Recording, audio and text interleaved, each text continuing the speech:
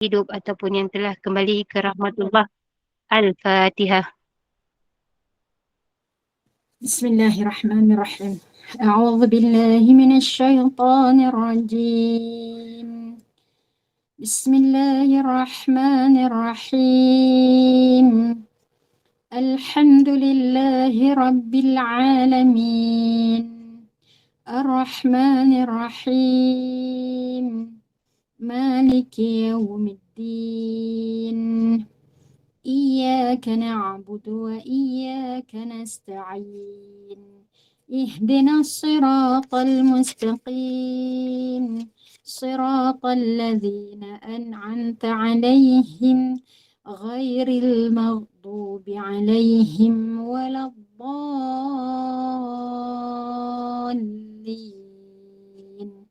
آمين Amin ya Rabbal Amin. Ya Rabbal Alamin. Semoga Allah merahmati dan memberkati kuliah kita pada petang ini. Saya dengan penuh ta'zim menyerahkan kepada Al-Fadilah Ustazah. Tafadhal mashkurun. Bismillahirrahmanirrahim. Subhanaka la ilma lana illa ma 'allamtana innaka antal alimul hakim. Wa la hawla wa la quwwata illa billahil aliyil azim. Allah rabbi yassir wa la tu'assir wa tamim bil khair amma ba'd. Assalamualaikum warahmatullahi wabarakatuh. InsyaAllah untuk hari ini Ustazah minta maaf Ustazah tak buat tadabbur Quran pada pagi petang ni, tapi Ustazah nak kongsi satu bahagian daripada buku Lillah sebelum lelah. Okey, buku ni. Sebelum tu nak tanya, siapa pernah baca buku ni? Lillah sebelum lelah. Best buku dia. Okey. Buku Tak pernah baca Ustazah. Ha? Tak baca. Tak pernah dengar. Tak pernah dengar. Okey. Best buku tu. Buku tu Ustazah, buku PTS buku terbitan PTS. Alhamdulillah seronok baca buku ni. Sebabnya kelelahan, kalau kita tengok kelelahan ini dia dapat diatasi dengan 3 prinsip. Sebab kita nak tahu kalau kita lelah maknanya takut-takut dia di hari akhirat dia zero. Tidak ada pahala. Nothing. Tapi kalau lillah baru ada pahala. Okay? Bunyi dekat-dekat je. Lelah, lillah. Dengan bahasa lain, lelah namanya kita merungut. Okay? Tapi lillah kita bersyukur. Maknanya sesuatu yang kita buat tu kita rasa penat ke? Tapi kalau orang yang buat kerana lillah, penat tapi rasa puas hati. Penat tapi puas. Kan? Seronok. Tapi ada orang penat tapi dia merungut. Laki-laki penat. Subhanallah. Jadi lelah ini dikata ada 3 prinsip yang penting yang menjadi pasak dalam kehidupan harian. Pertama, prinsip minallah. Dari Allah. Kalau Allah tak bagi kita kudrat, kita tak mampu nak buat kan? Kalau kita fikirlah, ya Allah, kalau tak Allah tolong mesti aku tak dapat buat. Walaupun aku berkehendak nak buat sesuatu. Contoh kemas rumah. Kan? Kemas rumah ni penat kan? Orang je kata bunyinya pesuri rumah tangga. Kan tak? Okey, tak kerja. Kan tak? Kerja rumah je, duduk rumah je. Kerja yang tak pernah ada waktu cuti. Memang penat. Kan? Bunyi macam tak ada kerja sebab tak ada gaji. Kan? Sebab gaji dia di hadapan Allah Azza wa Jalla. Sebab tu kita kena mesti ada 3 prinsip supaya lelah kita tu benar-benar lillah. Okay? Pertama, kita kena fikir. Apa nama tajuk buku tu? Lillah sebelum lelah. Okay, buku dia warna putih. Dikarang oleh Dwi Suwikyo.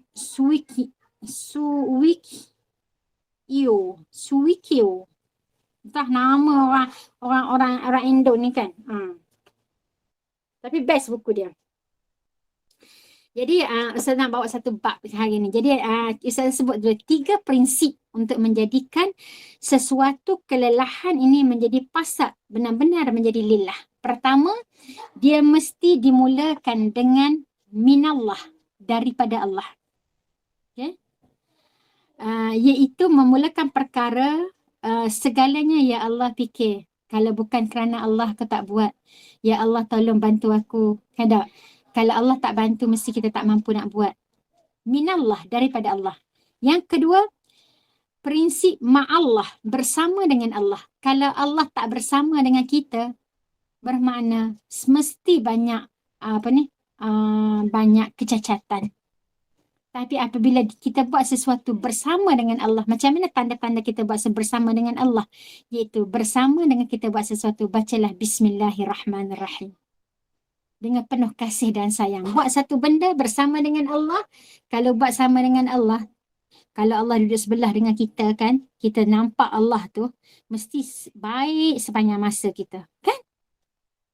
Bukan setakat Allah ada orang pun dah jadi baik.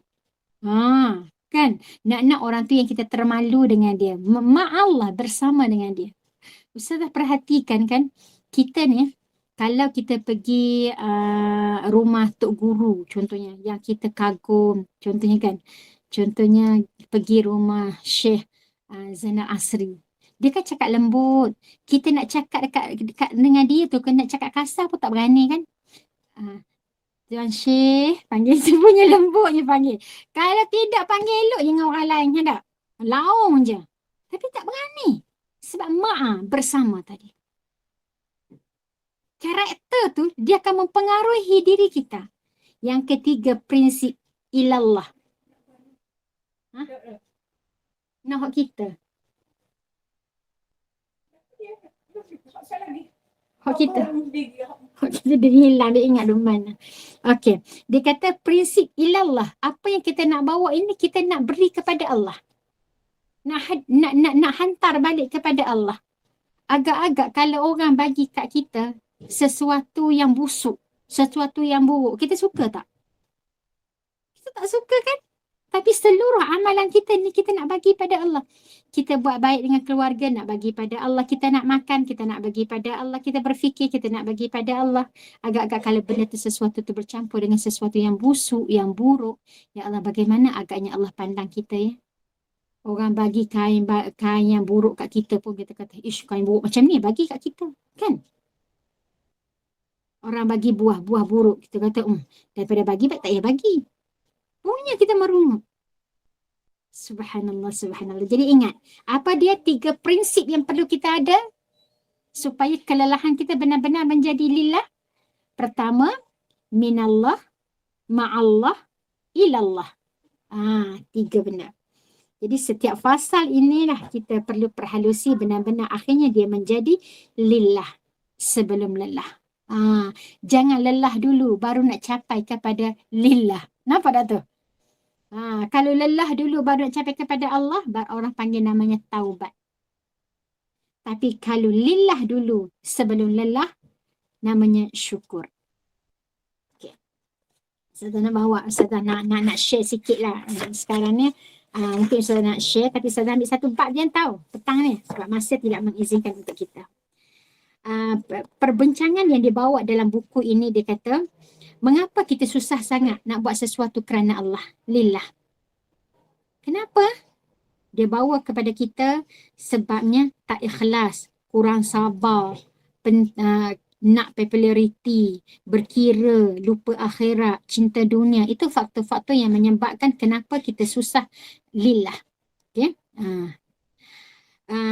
Bab yang kedua dia bawa, inilah dia lapisan bismillah. Kalau kita nak buat lillah, semua benda Nabi sebut semua perkara yang tidak dimulakan dengan basmalah, dia adalah abtar. Dia terputus daripada rahmat Allah. Maknanya semua benda yang kita tak mulakan dengan bismillah, dia tak jadi lillah. Sekarang kita tanya, kita nak baca buku, baca bismillah tak? Kita ni ingat bismillah, makan je, kan? Benda lain tak ingat bismillahnya. Maknanya kalau makan ingat supaya jadi kerana Allah, kan tak? Tapi benda lain, kan tak? Nak marah anak, ada baca bismillah dulu tak? Bismillahirrahmanirrahim, aku nak marah anak kerana Allah. Ada tak? Sebab tu dibawa di sini serta berpincangan, kalau nak marah kerana Allah, baca bismillah. InsyaAllah Allah akan kawal kita cara marah. Lepas ni kena kontrol sama dengan Ustazah lah. Dah. Tengah-tengah kadang-kadang nak marah dekat anak, panggil-panggil tak ambil peduli, rupa-rupanya apabila kita sedar kenapa anak tak peduli cakap kita, kerana kita yang tak peduli panggilan Allah. Barulah kita rasa ya Allah, tengok anak nampak Allah. Tengok anak nampak Allah, kan? Tapi selama ni kita tengok anak nampak salah. Tengok anak nampak salah. Betul tak ni? Mesti kita akan nampak. Ya Allah, budak ni suruh, bukan tak nak suruh. Kita nampak kesalahan dia aja. Tapi apabila kita nampak bahawa itu adalah kesalahan kita yang Allah hantarkan melalui anak, ya Allah, benar-benar kita melihat anak, nampak Allah. Subhanallah. Jadi dia kata lapisan bismillah itulah merupakan titik awal kepada tawakal. Apabila kamu baca bismillah, secara automatik kamu telah menyerahkan urusan ini kepada Allah. Contohnya nak makan ubat. Kamu baca bismillahirrahmanirrahim. Automatik hati kamu akan berkata-kata bahawa aku makan ini sebagai ikhtiar. Hati itu kan kata, baik tak baik itu ada urusan Allah. Sampai masa Allah pasti akan bagi dia sembuh. Sembuh urusan Allah. Makan ubat urusan kita. Sebab kita diwajibkan oleh Allah adalah ikhtiar. Subhanallah.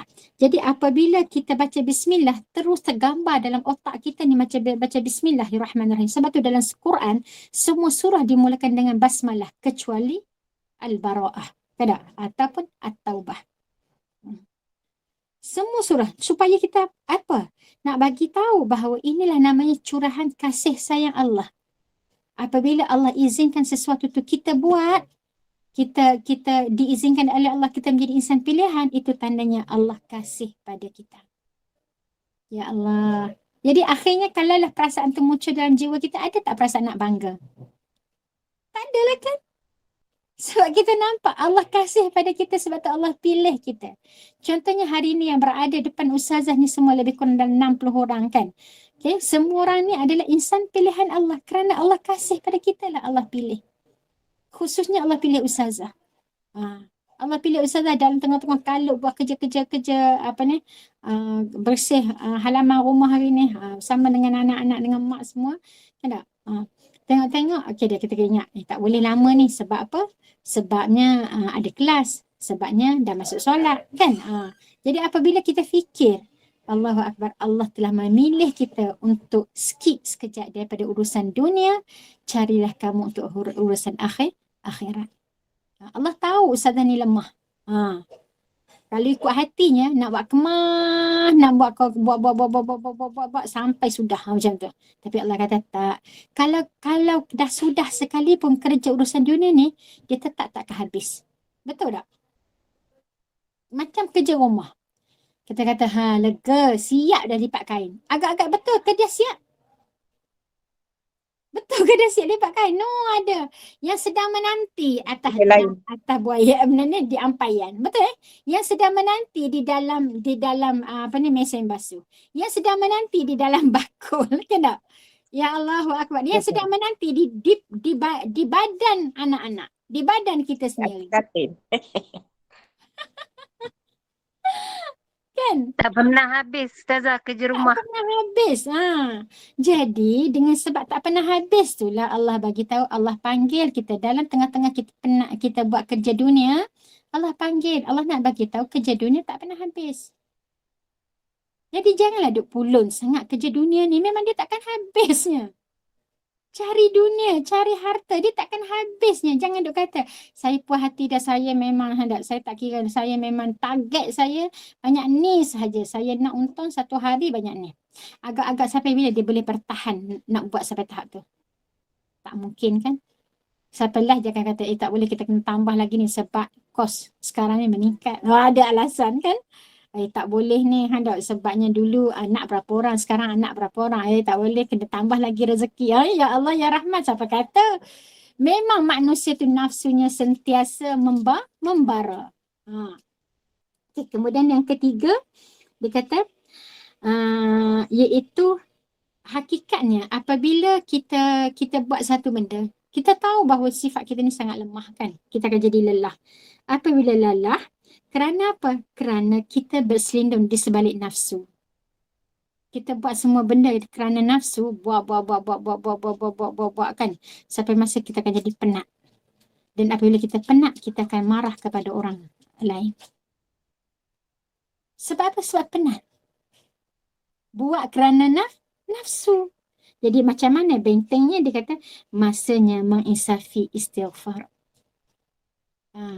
Sebelum sampai di hari akhirat benar-benar dia menjadi lelah, tukarkanlah dia lelah itu menjadi lillah sebelum mati. Iaitulah istighfar. Sebab Allah akan al-hasanat yudhibna sayyi'at. Kebaikan yang kamu buat, istighfar yang kamu buat, Allah yubaddilhu. Allah akan gantikan. Ada al-hasanat yudhibna sayyi'at. Kebaikan yang kamu buat akan menghilangkan semua kejahatan. Jadi akhirnya lelah yang kita rasa itu apabila kita istighfar, minta ampun dengan Allah, Allah akan tukar balik yang lelah menjadi lillah. Bestnya umat Islam kan? Semua keburukan yang dia buat hari itu, apabila dia bertaubat kepada Allah, dia sedar dia salah, Allah akan tukar balik. Semua kejahatan itu telah bertukar menjadi kebaikan. Sebab tu jangan pandang hina pada orang buat jahat. Sebab kalau dia sekali dia bertaubat, dia lebih baik daripada kita. Okay, Allah Akbar. Dan dia nak bagi tahu kepada kita juga dalam di sini, iaitu bersusah itu adalah sunnatullah. Dalam kita nak buat dalam bekerja dunia, dia kata lelah. Lelah tu sunnatullah. Tak ada benda dalam dunia ni tak susah, tak penat. Betul tak ni? Makan pun penat. Setuju tak? Duduk saja pun penat.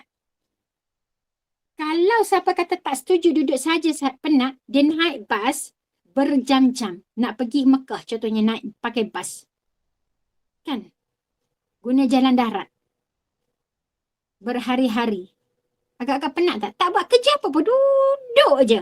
Duduk je. Duduk pun penat. Bayangkan. Jadi ada tak benda yang tak penat dalam dunia ini? Tak ada. Semuanya lelah.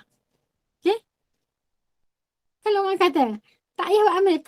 Kalau penat sangat pergi tidur. Tidur pun penat. Setuju tak? Kalau orang suruh tidur. Awak tak payah bangunlah. Tidur. Penat dah tidur. Ya Allah, tidur pun penat ke? Ya, tidur pun penat. Okey, kemudian kita tak. Jadi apabila Allah bagi kita penat, Allah bagi kita buat salah, itu namanya Allah nak menguji tentang sandaran hati kita. Okay? Masa kita penat, kepada siapa kita luahkan? Bukankah kita sebut qul huwallahu ahad, Allahus samad, Allah sahaja tempat bergantung. Jadi masa kamu penat, macam mana kamu handle penat? Macam mana kamu handle penat? Okey, kalau siapa? Amnira ya? Ya, Ustazah, betul. Okay, Amnira. Amnira kalau Amnira nak hilangkan penat, Amnira buat apa? Rehatlah. Berehat tu maksud dia apa dia? Macam mana? Bersandar ke? Ya, Masak ke? duduk. Masak. Kalau masak letih Ustazah. Kalau penat, rehat, duduk. Sambil tengok handphone ke, relax. Okey, relax, duduk tengok TV, duduk saja macam tu. Okey. Bayangkan apabila penat, Sayyidina Bilal kan. Sayyidina Bilal dia cerita dekat Nabi, ya Rasulullah, penat ya Rasulullah. Bayangkan sebagai seorang hamba kena sebat, kena marah, lepas tu penat ya Rasulullah. Rasulullah kata apa kat dia? Arihta bis salah, rehatlah kamu dengan salat. Allahu Akbar. Kita tengah-tengah penat. Nak solat lah ni, gila solat. Nak solat lah ni, tunggu kejap, nak rehat. Hilang penat. Betul eh? Ya Allah, jauhnya. Ustazah tak kata korang ada. Okey. Ustazah pun sama dengan Amnira. Rasa penat duduk kan. Rasa penat dah bersandar dulu. Maknanya cara untuk kita hilangkan rasa penat. Tapi bayangkan Nabi ajar kepada Sayyidina Bilal bahawa apabila dia mengadu penat, dia mengadu ya Allah penat, memang penat sangat. Arihta, rehatlah kamu dengan salat. Allahu Akbar, Allahu Akbar. Cuba imagine kalau kita ni, Amnira bagi tahu dekat suami, tak? Bang, penatlah bang. Suami kata, pergi solat. Agak-agak rasa macam mana? Jujur. Kalau suami perintah aku buatlah Ustazah. Sebab suami perintah buat. Kau rasa macam Berubah betul Ustazah. Berubah muka. Berubah muka. Kita rasakan, ya Allah, tak faham. Betul eh? Kita maksud lain. Tak tahulah, walau Ustazah lah rasa. Kan tak? Ya Allah, kita nak cerita, saya pernah nak bagi tahu kerja yang lain, tahu awak tolonglah buat. Kan? Betul tak? Apabila Betul, kita betul. mengadu kepada suami, sebenarnya bukan kita nak cerita saya nak rehat. Sebenarnya kita nak cerita hati kita ni sedang sakit hati. Hati kita ni sebenarnya sedang cemburu. Sebab tengok dia rehat, kita tak rehat-rehat. Macam tu. Bukan sebenarnya kita nak rehat pun. Tapi kita terkeliru. Subhanallah, subhanallah. Akhirnya kita akan jadi sakit hati. Kan? Apabila dia kata, dah awak rehat lah. Habis tu kalau saya rehat, siapa nak buat kerja? Dia punyalah marah. Allahu Akbar, Allahu Akbar. Jelas tengok suami rehat. Kak Azazah kata, Allahu Akbar. Jadi itulah jawapan kepada lelah kita selama ini. Sebenarnya kita bukan lelah. Tidak. Kita lelah kerana nafsu. Kerana dalam hati kita ada dengki. Dalam hati kita ada cemburu. Dalam hati kita ada penyakit. Tidak. Sebab itu apabila kita sakit, kita ada, pergilah kepada Allah. Allah kata ista'inu, minta tolonglah. Kalau kan kita cakap dengan suami, maknanya kita nak minta tolong kan dengan dia. Saya penat, nak minta tolong sebenarnya. Apabila kita mengadu tentang penat, sebenarnya kita sedang minta tolong. Lalu Allah kata, ista'inu, minta tolonglah. Ada. Minta tolong dengan Allah. Ista'inu bis-salah, ista'inu bis-sabri was-salah. Minta tolonglah dengan sabar dan salat. Sabar. Tak apalah, lepas ni adalah tu ruang. InsyaAllah lepas ni ada masa boleh buat lagi. Sabar dulu. Lepas tu apa yang perlu dibuat? Dengan salat. Sebab apabila kita mengeluh, kita rasa seronok sangat. Masa apabila kita tengah penat, kita tiba-tiba kita dapat bersama dengan zat yang maha agung yang kita cinta. Kita jujur Ustazah nak tanya sahabat-sahabat semua kan. Kita ni tengah penat sangat. Tiba-tiba datang kawan lama kita yang lama dah kita tak jumpa. Kawan sekolah lama dulu. Agak-agak pada masa tu hilang tak penat kita. Kita tengah penat ni. Tak sempat nak rehat lagi ni. Hilang Ustazah. Sebab apa hilang?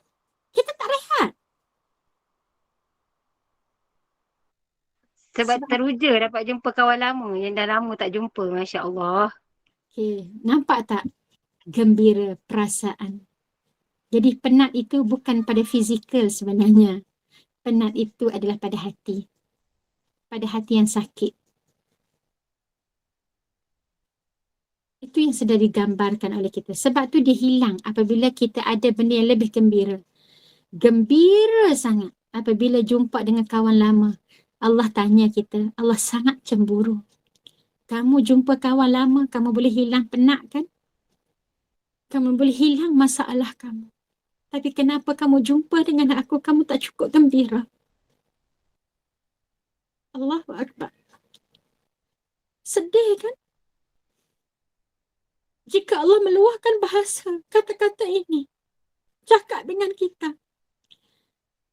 Sedangkan Nabi ajar kepada Sayyidina Bilal, apabila kamu penat, rehatlah dengan salat. Nak bagi tahu, kamu teruja sangat. Seronok sangat apabila kamu dapat sebut Allahu Akbar. Ya Allah, Engkau yang Maha Agung. Hilang habis penat-penat yang kamu dah buat. Tapi kita tak masuk dalam solat, nak cepat-cepat. Sebab apa? Sebab nak rehat. Jauh. Jauh sangat pemahaman kita. Jauh sangat keyakinan kita. Jauh sangat Allah yang kita kenali. Allahu Akbar, Allahu Akbar. Sebab tu apabila nak hilangkan rasa penat kita, kita fikir, kalau aku penat seperti ini, Nabi lebih-lebih lagi penat kan? Nabi lebih-lebih lagi penat. Kalau kita rasa penat, mak kita lebih lagi penat kan? Kalau kita rasa penat, Allahu Akbar. Penat lagi para sahabat, para tabi'in, para salafus salih. guru-guru kita lebih penat daripada kita. Allahu Akbar, Allahu Akbar. Jadi sebab tu disebut bahawa penat itu adalah menguji keyakinan dan sandaran hati kita. Nak tengok kita berdoa dan ikhtiar. Jadi apa yang perlu kita buat dalam hidup ini? Hidup ini iaitu bekerja keras sahaja tak cukup. Okay? Tetapi dia memerlukan kepada kebijaksanaan kita. Yang kita sebut smart. Apa panggil apa? Kerja smart dengan kerja hard. Macam mana? Kita nak adalah kerja smart. Smart itu bermakna dia tu bagus dan berkualiti. Yang paling penting Allah redha. Itu yang kita nak. Apapun yang kita buat, kalau benda tu nampak banyak, tapi Allah tak redha. Contohnya kita bawa dekat rumah barang banyak-banyak ni kan, ajak semua, hendak jom makan, hendak kita panggil anak-anak makan. Kita buat keluar, yang ni kismis, anak kita tak minat lah. Yang ni kita makanan daripada Arab, kita ni apa ni, gula-gula dia tak minat. Ni buah tin tak minat. Ni buah ya Allah. Ni kita mau balik Mekah kan contohnya. Tak ada benda pun yang minat. Padahal barang tu banyak kita bawa balik. Dia tak minat. Kita mau bawa keluar lagi baju pula. Bawa keluar berjubah. Dia tak minat lah pakai jubah. Tidak. Bawa keluar. Okey, ni tudung shawl. Tak minat lah pakai tudung shawl. Belik. Susah dia jawab. Tidak. Akhirnya tidak ada satu pun yang diminati oleh anak kita. Ya Allah, penat tak kita? Penat kita rasa. Jadi jangan sampai kita penat dunia, penat akhirat. Dahlah beli dah penat, habis rugi masa, balik bawa barang berat, penat dah. Sampai kat rumah lagi-lagi penat tengok orang tak nak terima. Lalu kita buat kerja atas muka bumi ni penatnya. Pergi kelas sana pergi kelas sini, mengaji sana, mengaji sini. Mungkin ada yang kita sangat takut apabila sampai di hadapan Allah, haba'an manthura. Seperti debu-debu yang berterbangan, tak ada nilai, na'udzubillah min dzalik. Itu yang sangat saya takut, kan? Saya sendiri pun takut. Sebab apa? Apabila berlaku kan situasi hari ini, apabila Allah uji ustazah dengan berbagai benda yang Allah ujikan, okay? Allahu Akbar, Allahu Akbar. Ustazah jadi teringat-ingat. Ya Allah, Engkau sedang melaksanakan, Engkau sedang melaksanakan mimpi-mimpi yang pernah aku lalui pada masa dahulu. Mimpi ni kita nak ke mimpi tu berlaku macam tu? Tak kan? Kita tak minta apa mimpi, tapi dia datang sendiri kan mimpi tu. Ada orang memang nak dia, aku nak mimpi macam ni. Okey, lepas tu datanglah mimpi. Kita tak minta pun mimpi. Kita tidur dengan keadaan kita memang nak tidur. Tapi tiba-tiba Allah bagi kita mimpi sebagai satu clue untuk kita berwaspada sebelum datangnya kiamat. Dan sekarang Allah sedang merealisasikan setiap mimpi-mimpi ustazah di usia muda. Saya sangat takut kan. Apa mimpi yang Nabi kata kalau kami mimpi benda buruk kamu jangan cerita kan. Okey, jadi ustazah tak boleh ceritalah mimpi buruk tu kan. Ustazah pun rasa ya Allah, tapi doakan untuk ustazah. Buat jemput pisang.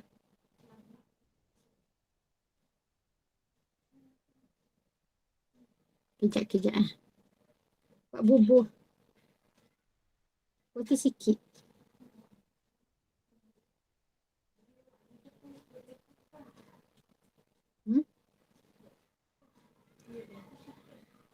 Okey, kejap.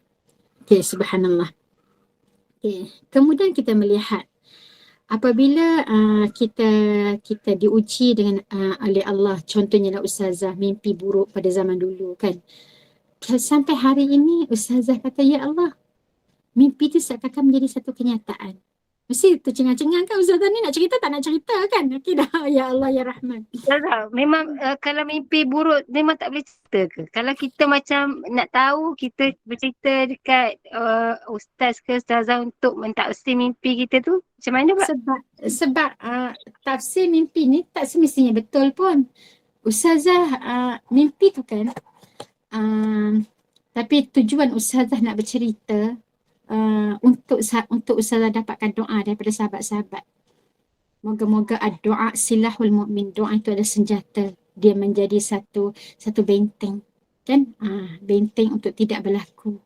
Minta-minta wahai Allah, Allah datangkan peristiwa itu berlaku awal untuk Ustazah ni bertaubat. Okay. Apa yang Ustazah mimpi?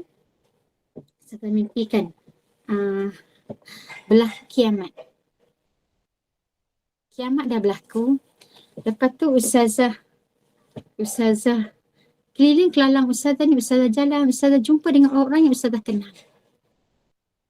Orang-orang yang Ustazah kenal. Tapi semua orang yang Ustazah kenal tu kan buat macam tak kenal Ustazah. Ustazah sampai hari ni masih terbayang-bayang lagi mimpi tu. Ustazah masuk sempadan. Dia ada macam sempadan kita. Macam sempadan, okey dah sampai masa. Okey. Orang semua macam tak indah lah. Macam seakan tak pernah kenal kita. Bahkan yang bercakap sosek kat belakang. Macam itulah cerita dia. Tidak. Saya kata, ya Allah, wahai Allah. Dalam mimpi tu. Malunya. Rasa macam nak luruh. Muka ni. Air muka ni pada masa tu. Atas apa yang orang kata tu, kita rasa, ya Allah, perkara yang menjadikan benda yang terngiang-ngiang dalam mimpi tu apa dia? Ata'muruna an-nasa bil birri wa tansawna anfusakum wa antum tatlunal kitab. Adakah kamu hanya suruh orang buat baik sedangkan kamu lupa diri kamu sendiri, sedangkan kamu Allah bagi kitab. Itulah yang dia yang sedang dimalukan ataupun diperkatakan oleh orang-orang sekeliling pada masa itu. Saya sangat takut. Apabila sampai ke hari ini Ustazah mengajar orang, kadang-kadang kita tak sempat nak laksanakan apa yang kita cakap. Apa yang Ustazah sempat buat, Ustazah buat. Apa yang Ustazah tak sempat. Jadi Ustazah kata, ya Allah, sebelum datangnya kiamat, aku kena buat sesuatu untuk aku bertaubat. Kenapa? Siapa menangis tu, Cik? Anak Ustazah main jatuh kot. Okey. Jadi Ustazah rasa benda itulah yang sentiasa menghantui Ustazah sampai ke hari ini, iaitu apakah aku ini mengajak orang nak suruh jadi baik sedangkan aku lupa tentang diri aku sendiri. Sehingga kan orang pada masa tu kan semua orang menjuihkan mulut, menjuihkan muka, kan tak? Itulah, itulah. Dulu suruh nak orang buat, dia tak buat. Itulah, dia suruh nak orang buat, dia tak buat. Ayat tu. Ya Allah, saya kata, sebab tu saya terkejut daripada tidur. Ya Allah, subhanallah. Sebab tu setiap kali Ustazah ajak orang buat benda baik, Ustazah kata tanya, ya Allah, tolong bagi kekuatan, ya Allah. Dan Ustazah merasakan pada hari ini benda tu seakan menjadi satu kenyataan. Apabila Ustazah mengajak orang baca Ma'thurat pagi-pagi dalam grup kongsi tadabbur. Tapi pagi-pagi Ustazah tak masuk sekarang ni. Lama dah Ustazah tak masuk. Sejak daripada Ustazah kena uruskan anak-anak pagi-pagi pergi sekolah. Lepas tu sekarang ni uruskan yang ni, uruskan macam-macam benda-benda yang diuruskan. Maknanya disibukkan dengan urusan dunia. Kita disibukkan dengan urusan dunia dan kita tak boleh nak manage hidup kita sendiri. Ustazah kata, ya Allah, kalau aku teruskan dengan kekal dengan namanya Ma'thurat itu, aku seakan-akan mimpi itu menjadi satu kenyataan. Dan kalaulah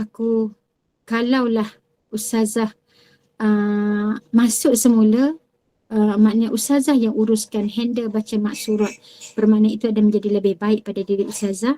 Tapi Ustazah kena kuat semangat lah kan. Tapi andai kata Ustazah stopkan benda tu dan aku akan baca seorang diri, bermakna aku akan jaga diri aku. Aku bukannya dari sudut mengajak kepada orang lain untuk buat, tetapi aku lupa pada diri aku sendiri. Subhanallah, subhanallah. Jadi benda tu yang sedang bermain-main dalam otak fikiran Ustazah sekarang ni, bahawa adakah aku ni ajak orang suruh buat, jadi adakah aku akan sekarang ni untuk resign semua sekali ini, tarik diri tak nak lagi untuk mengadakan. Kalau kalian nak buat, kalian buat atas dukungan sahabat sekalian semua, tapi bukan atas arahan daripada ustazah, bukan daripada benda yang ustazah suruh. Macam itulah. Tapi apabila kita berundur ke belakang, kitalah menjadi orang yang rugi. Betul tak? Kita dah jadi orang yang rugi. Subhanallah. Jadi dia jadi macam tertanya-tanya pada diri sendiri. Oleh sebab itu pada hari ini, tu ustazah bawa dalam buku Lillah Sebelum Lelah. Tidak? Lillah Sebelum Lelah. Apa perlu kita bab? Iaitu bab yang ustazah nak sentuh pada hari ini adalah sabar dalam ketaatan. Apa dia bab dia? Sabar dalam ketaatan. Nikmat orang yang taat tidak ternilai harganya. Semakin sukar cara ketaatan, insya-Allah semakin terasa nikmat ketika melaluinya. Betul tak? Kita tak pandai mengaji contohnya, tapi kita pulun usaha mengaji, tiba-tiba dapatlah baca Quran. Nikmatnya dapat baca Quran tu, Allahu Akbar, tak terbayang. Ada lebih daripada segala-galanya. Bayangkan, tak terjangkau. Kita ngajar orang, daripada orang tu tak pandai sampai orang tu pandai. Nikmatnya Allah je yang tahu. Sebab tu dia sebut nikmat orang yang taat tidak ternilai harganya. Nikmat. Makin sukar, makin nikmat. Makin sukar, makin nikmat. Makin kita akan menghargai sesuatu. Sebab apa? Sebab susah. Bukannya sebab sedap sangat ke apa, tak. Tapi sebab susah itu, kesabaran dalam bab buat sesuatu benda menjadikan kita akan terasa nikmat. Sebab tu Allah, kita kan nak masuk Ramadan ni kan. Apabila masuk Ramadan, bukan puasa 1 hari, bukan puasa 2 hari, tapi puasanya sebulan berturut-turut. Bayangkan. Susah tak? Susah. Jadi apabila kamu susah sangat nak buat benda ni, akhirnya kamu akan mendapat nikmat yang sangat besar namanya Lailatul Qadar. Sebab apa? Sebab dah jadi alah bisa tegal biasa. Dah jadi satu rutin harian. Jadi rutin harian dah. Bangun malam jadi rutin harian. Tak bangun tak boleh.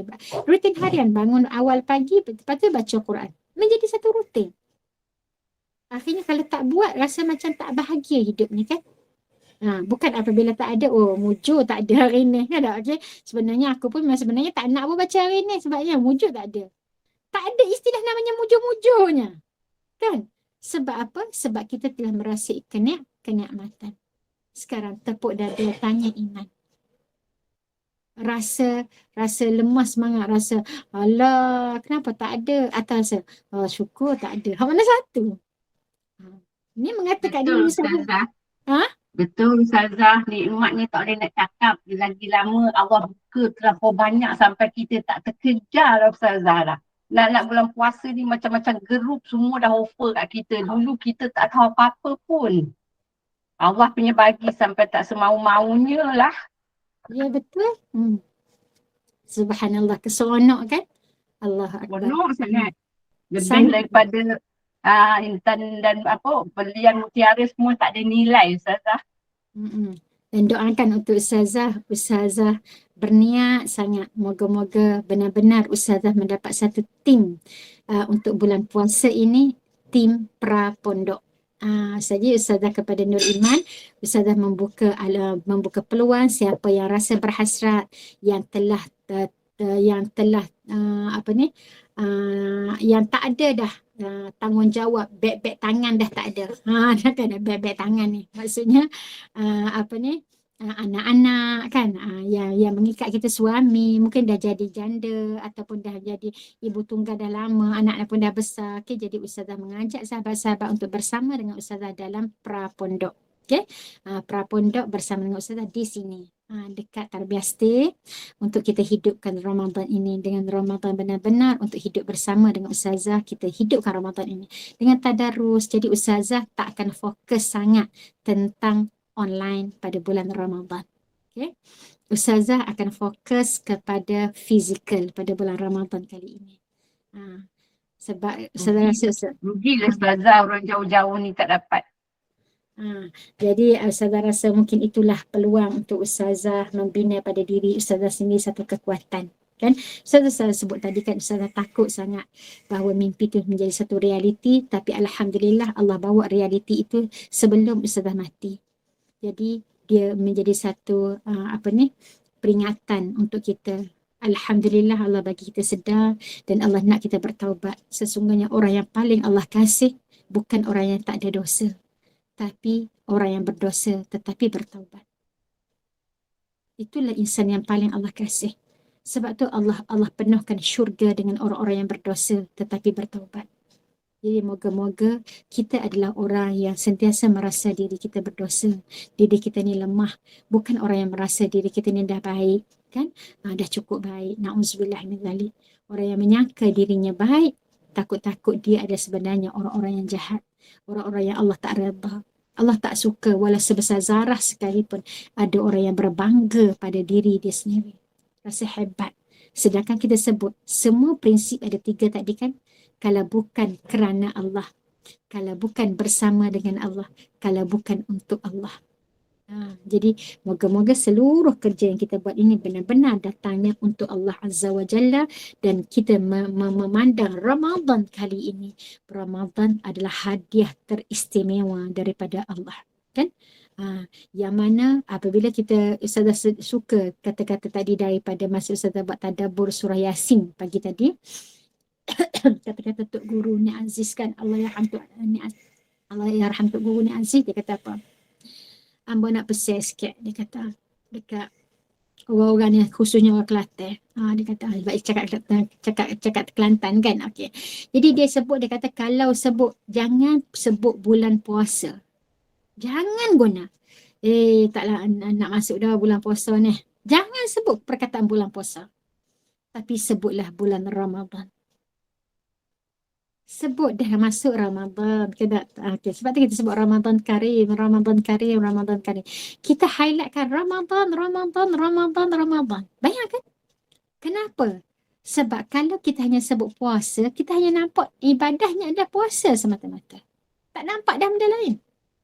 Tapi apabila kita nampak Ramadan, terus kita nampak Syahrul Ramadan alladhi unzila fihi al-Quran. Bulan Ramadan adalah bulan Allah turunkan Al-Quran. Jadi Allah nak kita bawa diri kita ni dekat dengan Al-Quran. Tadi sambil-sambil lepas nak solat tu kan, tiba-tiba datang satu fikiran dalam diri ni. Allah bagi ilham kan. Allah kata, seakan-akan macam ni. Dengarlah luahan hati Al-Quranul Karim. Cemburunya aku pada engkau. Kan? Cemburunya Al-Quran pada kita. Kemana kita pergi, kita tak akan lepaskan handphone. Tetapi aku dibiarkan sendirian di rumah. Cemburunya Al-Quran. Kalau kamu bertemu dengan manusia, bersembang dengan manusia, kamu dengan muka yang sangat ceria. Tapi apabila kamu menghadap aku dengan muka yang sangat gelap, dengan muka yang cepat-cepat nak habiskan. Cemburunya Al-Quran melihat kita sibuk menghabiskan masa yang panjang dengan sesuatu yang selain daripada Quran. Tetapi untuk sedikit masa dengan Al-Quran pun kamu rasa rimas. Allahu Akbar, Allahu Akbar. Terasa pada diri. Ustazah tak kata korang lah tu, kata Ustazah kata kat diri sendiri. Ya Allah, alangkah sedihnya apabila Al-Quran ini berkecil hati dengan kita. Akhirnya apabila Quran itu tanda-tanda Al-Quran kecil hati dengan kita, dia tak panggil kita untuk baca. Dia tak panggil. Hati kita tengok pun jadi macam kosong. Tak apalah, tak apa. Sekarang lah baca Quran. Adik kita macam tu. Kita tengok Quran. Tapi apakah kita tengok Quran dengan hati yang sayu? Apakah kita tengok Quran, ya Allah, wahai Quran, aku nak baca kau. Apakah Quran? Wahai Quran, aku nak hafaz engkau. Letakkan Al-Quran di dada aku. Maafkan aku, wahai Al-Quran. Bayangkan. Setelah lama, banyak dah luang masa. Dah hampir 50 tahun Allah bagi hidup. Takkan kamu tak boleh lagi nak hafaz Quran? Nak memahami Al-Quran? Nak gunakan Al-Quran? Subhanallah. Sebab tu Ustazah kata, ya Allah, sedihnya. Bukan kita yang sedih. Quran sangat sedih dengan kita. Kalau Quran sedih itu tandanya siapa yang sedih dengan kita? Allah sangat sedih. Kalau kamu dah tak nak pandang aku, kalau kamu dah tak nak peduli pada aku, tak apa, aku akan balik ke pangkuan Allah Azza wa Jalla. Sebab tu suatu saat kerana Al-Quran telah memperkecil hati dengan manusia, Allah akan panggil semula. Semua ayat-ayat Al-Quran akan Allah ambil semula.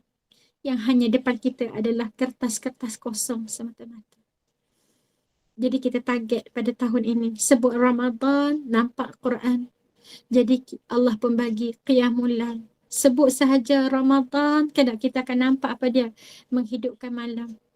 Nampak Ramadan, nampak tadarus. Nampak Ramadan, nampak tarawih. Dalam tarawih ada Al-Quran. Jadi kata Tok Gugu, dia kata apa? Cukup-cukuplah. Macam kita tak ada surah lain nak baca. Macam kita hanya ada surah Alam Nashrah. Kan tak? Qul huwallah, qul ya, inna a'tayna. Yang orang duduk baca dalam solat tarawih tu kan. Daripada dulu, sekarang dan selamanya, duduk ulang ayat yang sama sahaja. Macamlah itu sahaja Quran dalam hidup kamu. Jadi berhentilah. Berhentilah, gunakanlah Al-Quran hari ini. Jadi kita pakat-pakatlah.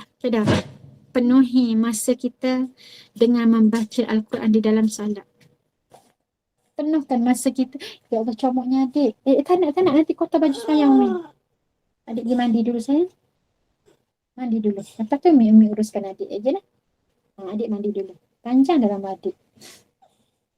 Okay. Jadi Ustazah pun sama. Sebab rasa sayu masa Ramadan, masa banjir hari tu, Quran stand Ustazah hancur kerana kes banjir kan tak. Jadi tu yang kata lain ni nak kena tengok dalam Shopee lah, beli balik lah kan tak. Nak tengok. Sebab apa? Sebab rasa ya Allah, aku tak nak sia-siakan Ramadan kali ini. Moga-moga Ramadan kali ini benar-benar memberi nikmat kita dengan Al-Quran untuk baca khatamkan 30 juzuk Quran. Boleh je Quran letak depan kita. Ya boleh, tak ada masalah pun. Okay? Letak, asal duduk depan mata kita. Rasa penat, duduk atas kursi. Bukan tak boleh duduk solat atas kursi. Solat sunat je pun. Buat setakat yang kita terdaya. Tapi bacalah Al-Quran. Saat yang paling terbaik baca Al-Quran adalah di dalam salat. Manfaatkanlah peluang kita ini. Jadi wallahu alam. Jadi dalam bulan Ramadan, apa yang Nabi sebut dalam satu hadis Nabi sallallahu alaihi wasallam, dia kata wa kana Rasul sallallahu alaihi wasallam ajwadan nas. Sepemurah-pemurah Nabi. Bayangkan, sepemurah-pemurah manusia dalam bulan Ramadan. Sebut Ramadan, terus nampak infak. Nampak Ramadan, nampak Quran. Nampak Ramadan, nampak Qiyamul Lail. Nampak Tarawih. Tarawih tu namanya Qiyamul Lail lah tu. Sebab Allah tak nak kita ni kalau tidur dulu baru buat Tarawih, nanti tak bangun-bangun. Jadi Allah pun mendahulukan kedak solat malam itu selepas isyak, terus mubasyaratan, terus buat solat. Sayangnya Allah tak nak kita tinggal solat malam. Suruh kita ni berinfak. Kan? Ramai-ramai. Allahu Akbar, Allahu Akbar. Moga-moga benar-benar memberikan pencerahan dalam jiwa kita. 3 benda yang perlu untuk kita salurkan. Wa balighna Ramadan, wa balighna Ramadan, wa balighna Ramadan. Untuk kita hidupkan Ramadan, iaitu 3 benda. Salat, Quran, infak. Tidak. Salat, Quran, infak. Okey. Jadi wallahu alam, rasanya cukup sekadar itu daripada Ustazah. Sesungguhnya segala yang baik datang daripada Allah Subhanahu Wa Taala dan segala yang kurang datang kelemahan dan kedhaifan diri Ustazah sendiri. Aqulu li hadza wa astaghfirullahal azim li wa lakum. Assalamualaikum warahmatullahi wabarakatuh. Sebab nak pergi buat makanan malam ni, budak-budak baca Quran dekat sini. Okey. Subhanallah. Tu yang jadi mak sibuk tadi tanya nak makan apa petang ni, nak bagi budak-budak tu makan apa. Sebab saya tak siap-siapkan lagi. Okey, saya minta maaf, saya kena berundur diri dulu. Saya serahkan balik kepada pengerusi majlis. Waalaikumsalam warahmatullahi wabarakatuh. Alhamdulillah, barakatillah Ustazah. Jazakillah khairan jazak. Dunia ini impianlah, dunia tempat berpenat, akhirat tempat berehat, berpenat dengan syariat, berehat dengan syafaat. Mudah-mudahan insya-Allah. Jadi apa yang Ustazah kongsikan hari ini mudah-mudahan bermanfaat pada kita. Mudah-mudahan barokah, mudah-mudahan Allah kurniakan paramat kepada kita. Terima kasih kepada tim Gemenur Iman, sahabat-sahabat pencinta ilmu yang mengimarahkan kuliah kita. Allah pilih kita duduk dalam majlis ilmu kerana Allah sayang pada kita, Masya Allah. Izinkan saya buat hibahan Ustazah. Pada pukul 8 malam ni, kuliah maghrib, kita bersama dengan Al-Fadhil Ustaz Meja Muhammad Naim bin Haji Ahmad Al-Hafiz dengan bacaan Yasin, tahlil, doa, tazkirah dan bacaan surah Al-Mulk. Dan 9.15 malam kuliah Isyak bersama dengan Al-Fadhil Ustaz Abdul Halim dengan tajuk 5 persiapan Ramadan. Jadi Ustazah dah keluar. Kita tutup dengan tasbih kifarah dan surat As. Subhanakallahumma bihamdik asyhadu an la ilaha illa ant astaghfiruka wa atubu ilaik. Bismillahirrahmanirrahim. Innal insana lafi khusr illa allazina amanu wa salihat tawassaw bil haqq wa tawassaw bis sabr. Qabbalallahu minkum. Terima kasih semua. Assalamualaikum warahmatullahi wabarakatuh. Amin wa minkum taqabbal ya karim.